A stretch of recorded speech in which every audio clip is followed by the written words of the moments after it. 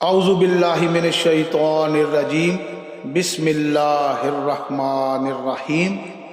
آؤ اطاعت کریں اللہ کی اور رسول اللہ صلی اللہ علیہ وسلم کی۔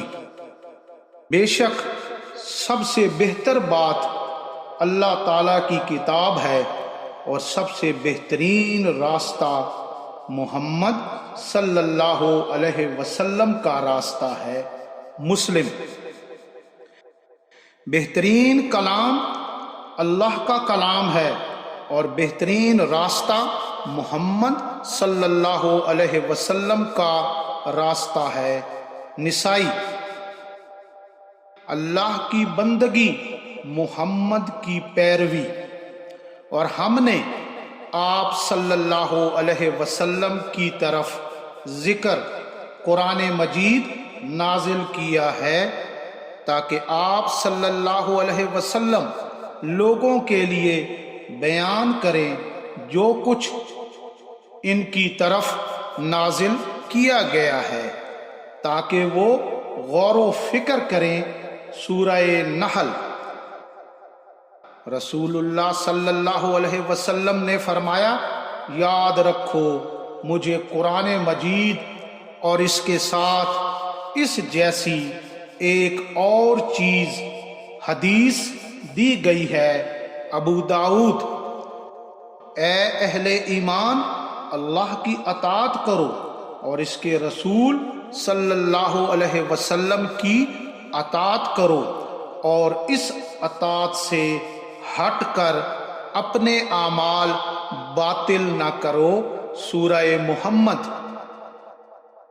جس نے رسول کی اطاعت کی اس نے اللہ کی اطاعت کی۔ سورہ نساء۔ پس جس نے محمد صلی اللہ علیہ وسلم کی اطاعت کی تو اس نے اللہ کی اطاعت کی، اور جس نے محمد صلی اللہ علیہ وسلم کی نافرمانی کی تو اس نے اللہ کی نافرمانی کی۔ بخاری۔ آپ صلی اللہ علیہ وسلم کی وفات کے بعد اب قیامت تک آپ صلی اللہ علیہ وسلم کی اطاعت آپ صلی اللہ علیہ وسلم کی صحیح احادیث پر عمل کے ذریعے سے ہی ممکن ہے۔ رسول اللہ صلی اللہ علیہ وسلم نے فرمایا، میں تمہارے درمیان دو چیزیں چھوڑے جا رہا ہوں، جب تک تم انہیں مضبوطی سے پکڑے رہو گے ہرگز گمراہ نہیں ہوگے۔ اللہ کی کتاب اور اس کے نبی کریم صلی اللہ علیہ وسلم کی سنت۔ بہقی۔ موطا امام مالک۔ لوگو، جو کچھ تمہارے رب کی جانب سے تمہاری طرف نازل ہوا اس کی پیروی کرو اور اللہ کے مقابلے میں اپنے بنائے ہوئے کارسازوں کی پیروی نہ کرو، مگر افسوس تم بہت کم نصیحت مانتے ہو۔ سورہ اعراف۔ اس آیت میں ما انزلہ سے مراد کتاب و سنت ہے۔ بس تفسیر قرطبی۔ یہ آیت اس بات پر دلالت کرتی ہے کہ قرآن و حدیث کے دلائل کی موجودگی میں علماء کی آراء کو چھوڑنا چاہیے۔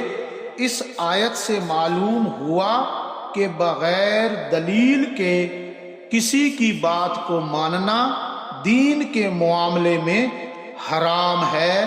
تفسیر ابن کثیر۔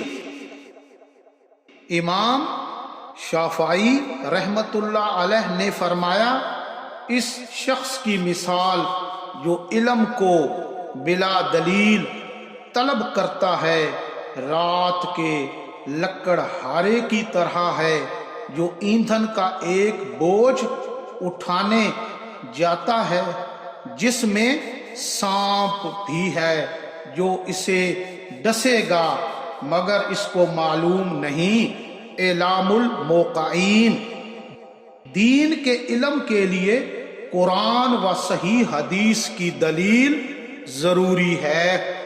امام اوزاعی رحمت اللہ علیہ فرماتے ہیں، سنت پر ڈٹ جا، وہیں ٹھہر جہاں سلف لوگ ٹھہرے ہیں، وہی کہہ جو انہوں نے کہا، جس قول و فعل سے وہ رکے ہیں اس سے تو بھی رک جا، اور اپنے سلف صالحین کی راہ پر چلتا رہ، وہی چیز قرآن و سنت تجھے کافی ہو جائے گی جو ان کو کافی ہوئی تھی۔ حلیۃ الاولیاء، امام ابو محمد حسن بن علی بن خلف بر بہاری رحمت اللہ علیہ فرماتے ہیں، یعنی جان لے اللہ تعالیٰ تجھ پر رحم فرمائے، کسی بندے کا اسلام اس وقت تک پورا ہو ہی نہیں سکتا جب تک وہ نبی صلی اللہ علیہ وسلم کی احادیث کا متبع نہ بن جائے، جب تک وہ نبی صلی اللہ علیہ وسلم کی تمام احادیث کی بلا شک و تردد تصدیق کرنے والا نہ بن جائے، جب تک وہ نبی صلی اللہ علیہ وسلم کی احادیث کو بلا جدال تسلیم کرنے والا نہ بن جائے۔ امام صاحب رحمت اللہ علیہ آگے فرماتے ہیں، یعنی تم اپنے لیے حدیث اور اہل حدیث، حدیث کا علم رکھنے والے کو لازم قرار دو، صرف انہی سے دین کے مسائل کی بابت سوال کرو، اور صرف انہی کے ساتھ بیٹھو، اور صرف انہی سے نور علم اخذ کرو۔ شرع السنہ،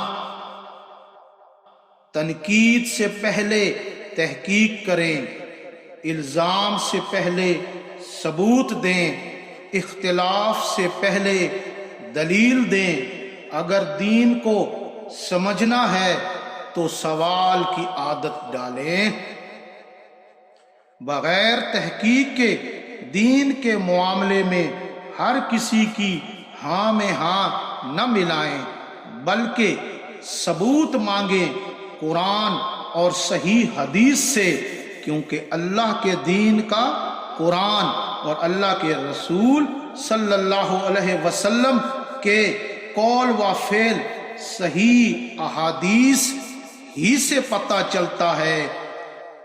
راج اللہ رب العالمین کا، رواج رسول اللہ رحمت العالمین کا، سلفی دعوت القرآن والسنت علی فہم سلف الامت۔